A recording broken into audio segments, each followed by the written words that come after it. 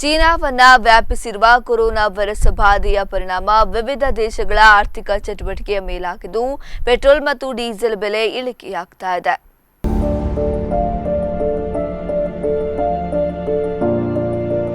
ಚೀನಾವನ್ನ ವ್ಯಾಪಿಸಿರುವ corona virus ಬಾಧೆಯ ಪರಿಣಾಮ ವಿವಿಧ ದೇಶಗಳ ಆರ್ಥಿಕ ಚಟುವಟಿಕೆಯ ಮೇಲಾಗಿದ್ದು ಪೆಟ್ರೋಲ್ ಮತ್ತು ಡೀಸೆಲ್ ಬೆಲೆ ಇಳಿಕೆಯಾಗ್ತಾ ಇದೆ.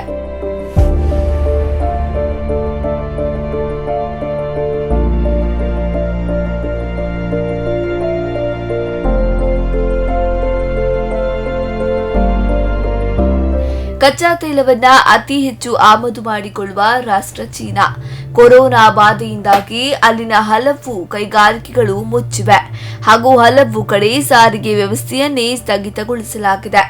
ಈ ಎಲ್ಲ ಕಾರಣಗಳಿಂದಾಗಿ ಕಚ್ಚಾ ತೈಲದ ಆಮದನ್ನ ಚೀನಾ ಕಡಿಮೆ ಮಾಡಿದೆ. ಬೇಡಿಕೆ ಇಳಿಕೆಯಾದ ಹಿನ್ನೆಲೆಯಲ್ಲಿ ಅಂತಾರಾಷ್ಟ್ರೀಯ ಮಾರುಕಟ್ಟೆಯಲ್ಲಿ ಕಚ್ಚಾ ತೈಲದ ಬೆಲೆ ಇಳಿಕೆಯಾಗಿದೆ. ಸಾವಿನ ಸಂಖ್ಯೆ ಕಡಿಮೆಯಾಗಿಲ್ಲ.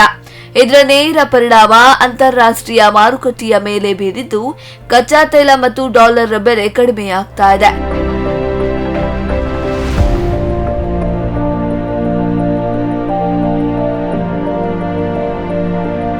ಇದಕ್ಕೆ ಕಾರಣಕ್ಕೆ ಪೆಟ್ರೋಲ್ ಡೀಸೆಲ್ ಕುಸಿತವಾಗ್ತಾ ಇದೆ.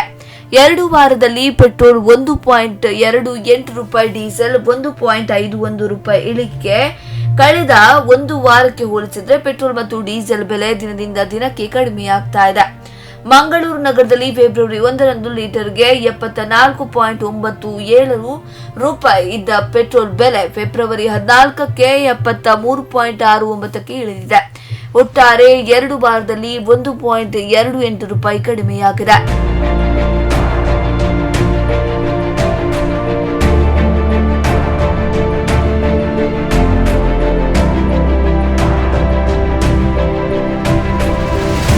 ಈ ಮಾಸಾರಂಭದಿಂದಲೇ ಪೆಟ್ರೋಲ್ ಡೀಸೆಲ್ ಬೆಲೆ ಪ್ರತಿದಿನ ಇಳಿಮುಖವಾಗ್ತಾ ಇದೆ. ಚೀನಾದಲ್ಲಿ ಕೊರೋನಾ ವೈರಸ್ ಭೀತಿಯಿಂದಾಗಿ ಅಲ್ಲಿನ ವ್ಯಾಪಾರ ವಹಿವಾಟು ಕುಸಿದಿರುವುದರ ಪರಿಣಾಮ ಇದು. ಫೆಬ್ರವರಿ ಅಂತ್ಯದವರೆಗೂ ಇದೇ ಪರಿಸ್ಥಿತಿ ಮುಂದುವರಿಯುವ ಸಾಧ್ಯತೆ ಕಾಣಿಸ್ತಾ ಇದೆ ಎಂದು ಆನಂದ್ ಕರ್ನಾಟಕ ರಾಜ್ಯ ಪೆಟ್ರೋಲಿಯಂ ಫೆಡರೇಷನ್ ಕಾರ್ಯದರ್ಶಿ ಮಾಧ್ಯಮಕ್ಕೆ ತಿಳಿಸಿದ್ದಾರೆ.